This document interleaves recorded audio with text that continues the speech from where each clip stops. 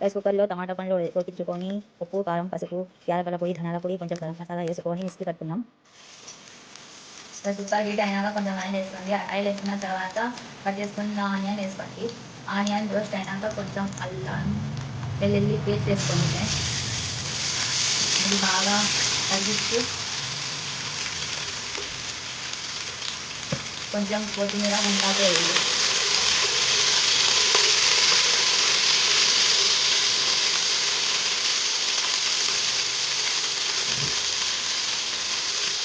ఇదంతా అయిపోయినాక బాగా పెట్టాలి. కలిపిన తర్వాత టమాటో ప్యూరీ వేయండి ఫ్రెండ్స్.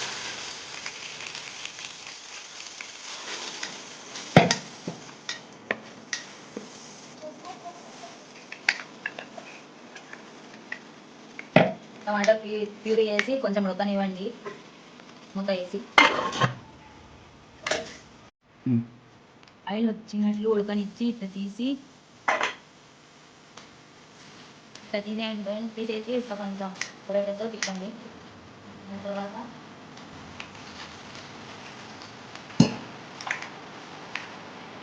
కొంచెం వాటర్ వేయండి.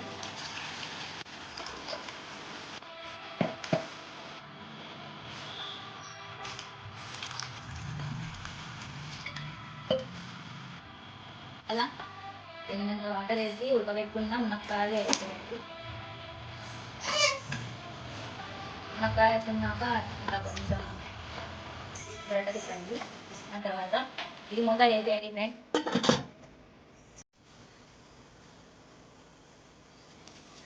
ఉడికిపోయింది ఫ్రెండ్స్. ఇప్పుడు కొంచెం కొబ్బరి పొడి వేసుకొని కొంచెం ఉడికినాక దింపేసుకోండి ఫ్రెండ్స్. తిని చూడండి ఫ్రెండ్స్. బాయ్.